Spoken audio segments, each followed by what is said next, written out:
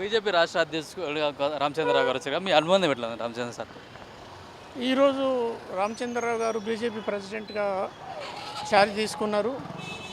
రామచంద్రరావు గారు నాకు వాళ్ళ ఫాదర్ మా ప్రొఫెసరు ఉస్మాన్ యూనివర్సిటీలో ఇంజనీరింగ్ కాలేజీలో, వాళ్ళ బ్రదరు నా క్లాస్మేటు. ఇక్కడ రామచంద్రరావు గారితో నాకు చాలా మంచి అనుబంధం ఉంది. Is a good advocate, criminal advocate plus and is also a good spokes person and ఈ నోస్ about Telangana.